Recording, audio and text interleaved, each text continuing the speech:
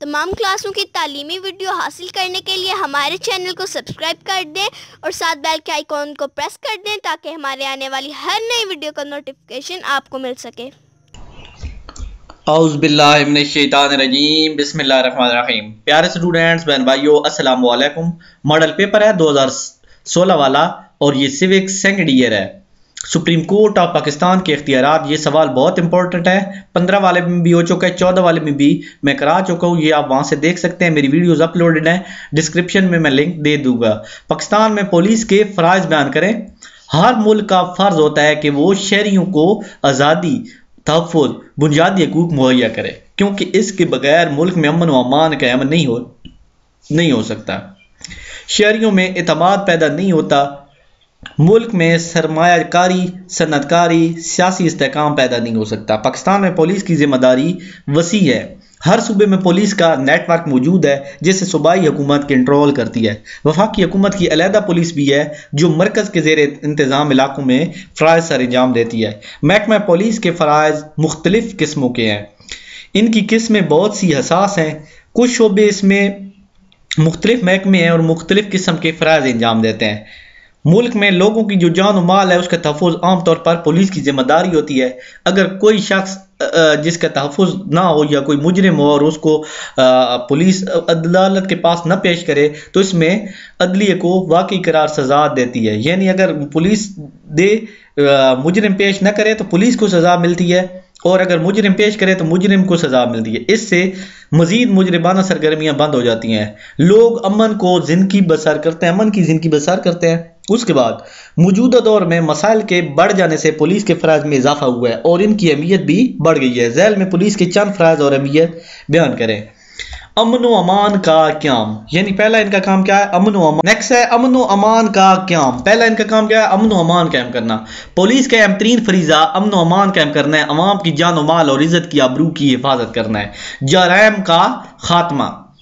Police का अहम और बुनियादी काम मुल्क से जराइम का खात्मा है। पुलिस मुलजिम के खिलाफ तफ्तीश करके सबूत हासिल करती है और FIR के साथ मुकदमात अदालत में पेश करती है। दहशतगर्दों की सरकोबी।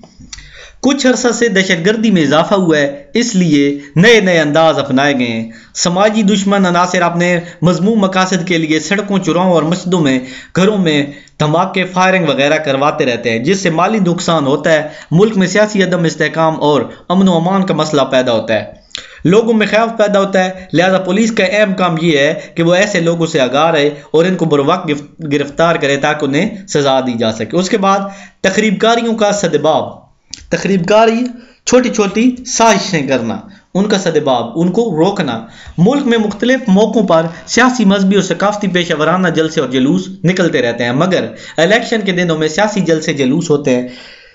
सनद या किसी पेशा में हड़ताल के बावजूद भी जुलूस निकाले जाते हैं। इसके अलावा इस दौरान अगर कोई तकरीबी और मुखालिफाना काम करता है तो इसका सदबाब भी करें, यानी कोई बीच में धमाका कर देता है या कोई इस तरह का मसला बनाता है। आला हुकाम की हिफाजत। हुकूमत के नुमाइंदे, आला ओहदेदारों, वज़ीर आज़म, चीफ जस्टिस, सदर की हिफाजत और इनके सफ़र, उनकी रिहाइश को महफूज बनाने के लिए पुलिस के गार्ड्स मुतय्यन किए जाते हैं।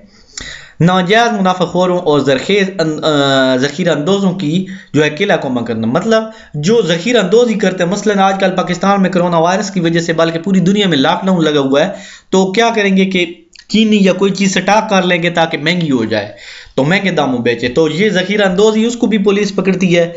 मसनूई किल्लत पैदा करके बहुत सा मुनाफा पैदा करते हैं वो, और ब्लैक मार्केटिंग भी करते हैं, टैक्स चोरी करते हैं, जिससे करोड़ों का नुकसान होता है और लोगों के खिलाफ कार्रवाई करना पुलिस का काम है। मंशियात फरोश का खात्मा। मुल्क में मंशियात फरोशी का धंधा बहुत पेचीदा सूरत हाल अख्तियार कर गया है, बल्कि ये मसला तो बैनुल अक़वामी बन चुका है। इससे नस्ल इंसानी तबाह हो रही है। इंसान जो है अखलाकी दिवालिया बन के करीब है।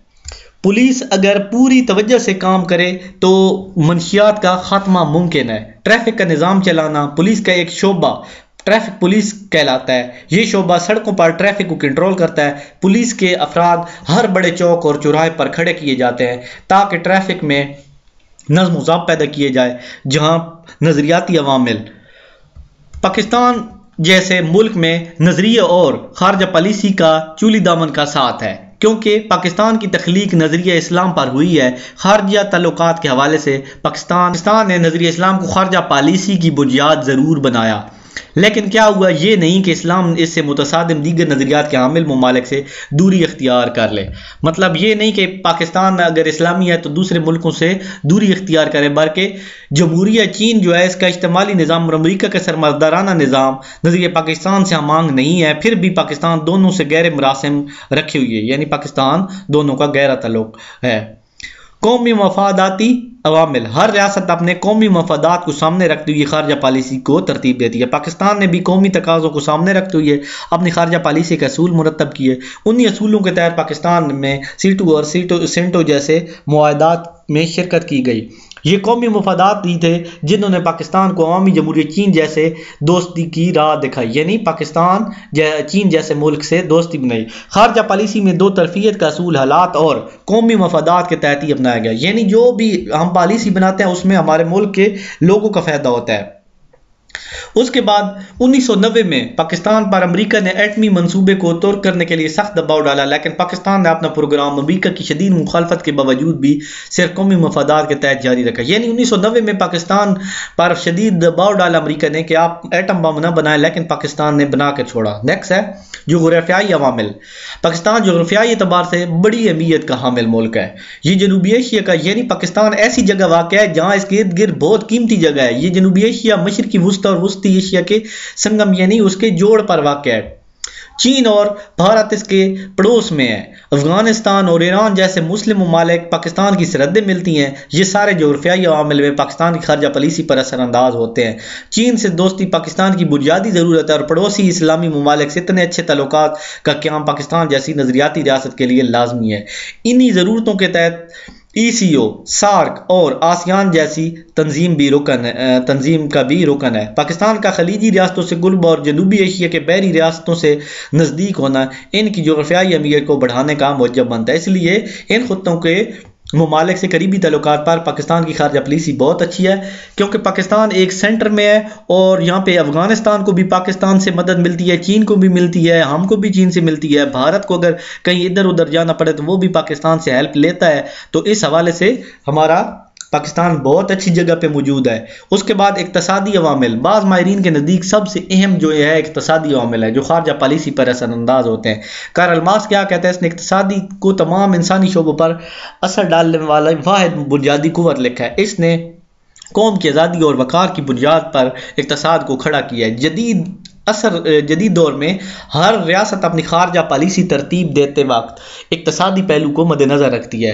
मजबूत मईशत ही ठोस सियासी निज़ाम और मुस्तहकम दिफा के लिए बुनियादी ज़रूरत है, शर्त है। रियासत के दिफा के लिए खारजा पॉलिसी पर इक्तसादी पहलू का असर साफ नज़र आता है। मगरबी ममालिक से करीबी रब्तों का अहम सबब इक्तसादी इमदाद है, जो इमदाद देने वाला जो है कंसोर्शियम फराम करता है। अमेरिका से दोस्ती की एक बड़ी वजह इक्तसादी इमदाद और तावन ही है, जो पाकिस्तान को अमेरिका और मगरबी दुनिया के करीब लेकर गया है। आज भी अमेरिका इक्तसादी इमदाद पाकिस्तान के दाखिली और खारजी दोनों पहलुओं में अपना रंग दिखा रही है। नफ्सियाती और तारीखी अवामिल। पाकिस्तान की खारजा पॉलिसी पर मुख्तलिफ नफ्सियाती और तारीखी अवामिल का हमेशा असर रहा है। बरसगीर की तारीख से पाकिस्तान कौम को बड़े तलख तजर्बात हासिल हुई हैं। बरतानवी दौर में हिंदुओं के रवैये की और इनकी सोच, तसव्वुरात और मुआंदाना सलूक उसके बाद तारीख का हिस्सा बन चुके हैं। उन्होंने मुसलमानों के जायज़ सियासी, मुआशी, मुशरती और मजहबी हकूक़ को दबाए रखा। मजबूरन मुसलमानों को अलहदा वतन का मुतालबा करना पड़ा। पाकिस्तान की तख्लीक को क्या हुआ कि तख्लीक प्रास्त जमातों ने अपनी हुकूमतों को पाकिस्तान के खिलाफ उकसाए रखा। भारत की जानिब से पाकिस्तानी कौम को जारहाना इक़दाम का ख़तरा पेश नज़र आ, यानी भारत भी पाकिस्तान को बार बार धमकी देता रहा कि मैं आपको ख़त्म कर दूंगा, लेकिन पाकिस्तान का कोई भी कुछ नहीं बिगाड़ सकता, क्योंकि ये ला इलाहा इल्लल्लाह के नाम पे आए हैं। भारत और इसके मुआंदाना अज़ाइम को सामने रखा। पाकिस्तान हमेशा से अपनी खारजा पॉलिसी मुरतब करता है। ये पाकिस्तान की बका का बुनियादी तकाज़ा है और इसके पेश नज़र दूसरे ममालिक से तल्लुकात इस्तवार किए गए हैं। उसके बाद वाक़याती अवामिल। दुनिया में रुनमा होने वाले बाज़ ऐसे वाक़यात भी होते हैं जिनके नताइज दूर रस होते हैं और मुल्कों को इन वाक़यात की रोशनी में अपनी खारजा पॉलिसी तल्लुकात को नए सिरे से तरतीब देने की ज़रूरत होती है। मसलन 9/11 का वाक़या जिसमें पाकिस्तान समेत बेशतर ममालिक की खारजा पॉलिसी को मुतासर किया गया। तो उम्मीद है मेरा लेक्चर अच्छा लगेगा। चैनल को ज़रूर सब्सक्राइब करें। बोलने में कमी कोताही कोई हो गई हो तो ज़रूर माफ़ कर दें, क्योंकि जल्दी में बोला जाता है। लेक्चर को इतना शॉर्ट किया जाता है ताकि आप आसानी से देख भी सकें और आपका टाइम भी बच सके और आपको अच्छी तरह समझ आ जाएगा। तो उम्मीद है आपको वीडियो पसंद आएगी। तो इस वीडियो के साथ मैं इजाज़त चाहूँगा। नेक्स्ट वीडियो तक के लिए